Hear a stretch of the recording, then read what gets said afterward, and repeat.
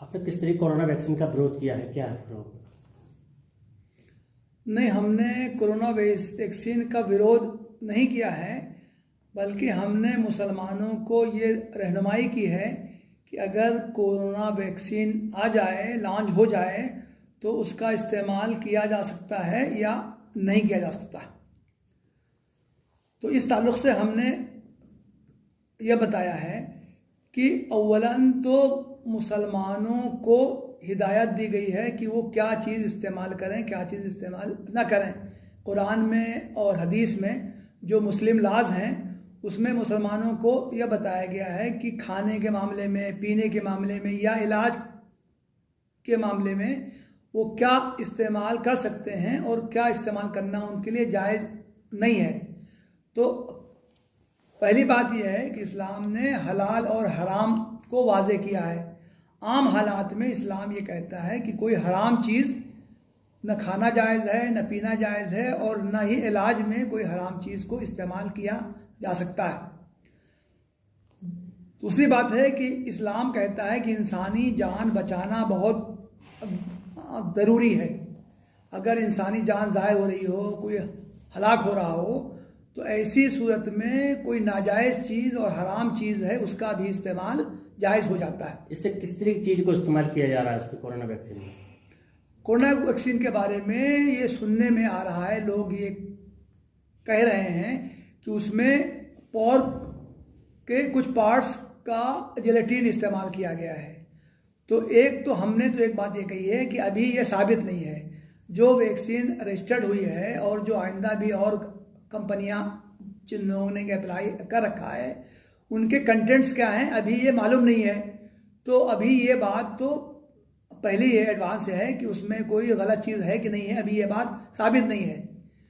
तो जो वैक्सीन्स आ जाएंगी, लॉन्च होंगी, उनमें देखा जाएगा कि उनमें से किसी में कोई मुस्लिम पॉइंट ऑफ व्यू से कोई हराम चीज़, नाजायज़ चीज़ उसके कंटेंट्स में शामिल है या नहीं है। अगर ये साबित हो जाएगा कि कोई चीज़ उसमें शामिल है, तो अगर कुछ वैक्सीन्स ऐसी हैं जिनमें कि कोई हराम चीज़ शामिल है और कुछ वैक्सीन ऐसी हैं जिनमें शामिल नहीं है, तो हम कहेंगे कि जो वैक्सीन पाक साफ हैं, जिनमें कोई गलत चीज़, हराम चीज़ शामिल नहीं है, उनका यूज़ किया जाए। लेकिन अगर कोई ऐसी एक ही वैक्सीन आती है जिनमें कि मालूम हो जाए क्लियर कट कि उसमें कोई हराम चीज़ शामिल है, तो उसके बारे में ये कहा जाता है कि इंसानी जान को बचाने के लिए और उसको हलाकत से महफूज करने के लिए उस टाइम तक, जब तक कि उसका अल्टरनेट ना आ जाए, उस वक्त तक उसका इस्तेमाल जायज़ है। लेकिन अगर मार्केट में कई वैक्सीन आ जाएं, किसी एक में तो हराम चीज़ हो और दूसरी वैक्सीन में कोई हराम चीज़ ना हो, तो हम कहेंगे कि उन वैक्सीन का इस्तेमाल किया जाए जिनमें कि कोई हराम चीज़ शामिल नहीं है और जिसके बारे में क्लियर कट मालूम हो कि उसमें कोई हराम चीज़ शामिल है, उसका इस्तेमाल करना दुरुस्त नहीं होगा। लेकिन सऊदी अरब ने कल इस चीज़ को कह दिया गया कि ये जान बचाने की कोरोना वैक्सीन लगाई जाए। तो ये बात तो मैं भी कह रहा हूँ, इस्लाम कहता है कि इंसानी जान को बचाना ज़रूरी है।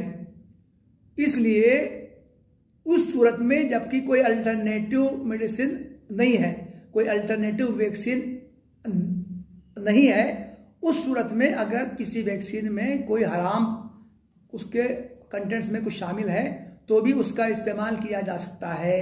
लेकिन अगर अल्टरनेटिव मौजूद हैं, पूरी दुनिया में कई मल्टीनेशनल कंपनियां जो हैं वो जो वैक्सीन बनाने की कोशिश कर रही हैं, तो अगर कुछ वैक्सीन ऐसी हैं जिनमें कि कोई हराम चीज़ शामिल नहीं है और कुछ वैक्सीन के बारे में मालूम होता है कि उसमें हराम चीज़ शामिल है, ऐसी सूरत में उस हराम चीज़ में शामिल है उसका इस्तेमाल करना जायज़ नहीं होगा। जो दूसरी वैक्सीन जो सेफ हैं उनको इस्तेमाल करने की बात कही जाएगी।